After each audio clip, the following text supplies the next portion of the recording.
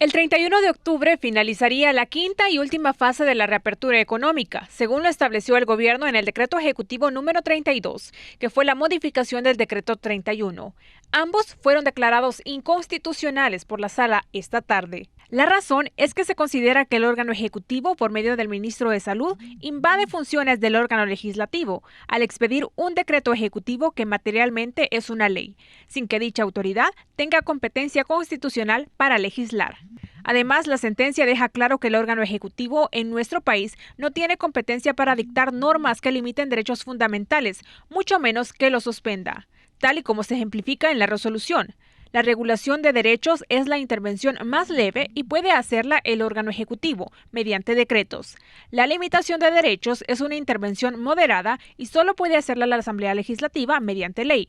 Y la suspensión de derechos es la más grave de las intervenciones normativas, y de igual forma solo puede hacerla la Asamblea Legislativa mediante un régimen de excepción. Un claro ejemplo de suspensión de derechos es la prohibición de la circulación del transporte público para toda la población. Así pues, la sala en la resolución expone: un ejemplo hipotético de suspensión de derechos. Nadie en el país puede utilizar los autobuses y microbuses, salvo el personal de salud y empleados públicos necesarios para combatir la pandemia, tal y como se estableció en los decretos 31 y 32, lo cual solo puede ser limitado por la Asamblea. Un ejemplo hipotético de limitación de derecho. La capacidad de los autobuses y microbuses mientras dure la pandemia será solo del X% y los horarios serán de 5 de la mañana a 8 de la noche. Y un ejemplo hipotético de regulación de derecho.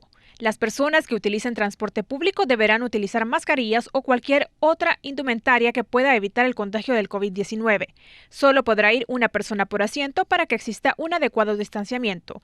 Las unidades de transporte público deberán poner a disposición el uso de alcohol gel y sanitizar sus unidades X veces al día. Este último sí puede ser establecido por el Ejecutivo. Al declarar inconstitucionales dichos decretos, se entendería que tanto la prohibición del uso del transporte público, el cierre de negocios e incluso del aeropuerto quedarían sin efecto. Sin embargo, la sala mantiene la vigencia del decreto 32 hasta el 23 de agosto próximo, incluido ese día, y ordena de nuevo al Ejecutivo y Legislativo, con base en el artículo 86 de la Constitución de la República, principio de colaboración entre órganos fundamentales y constitucionales, que puedan gestionar de manera técnica y concreta. Esto incluye la elaboración de leyes, su sanción y publicación, es decir, el uso responsable del veto, la problemática generada por dicha pandemia de una forma integral para tratar de obtener mayores bienes, en todo sentido, de los habitantes de la República.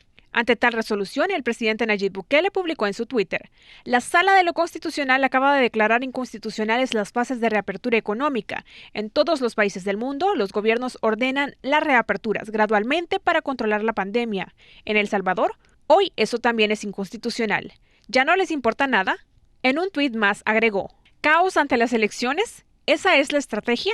¿No les importa ver a más salvadoreños morir para proteger a los partidos que les dieron sus cargos? La sentencia de la sala reitera al órgano ejecutivo en el ramo de salud que está plenamente habilitado, de acuerdo con el Código de Salud, de emitir auténticos protocolos sanitarios que establezcan medidas, incluso extraordinarias, a tener en cuenta de manera obligatoria por las personas, siempre y cuando no suspendan derechos.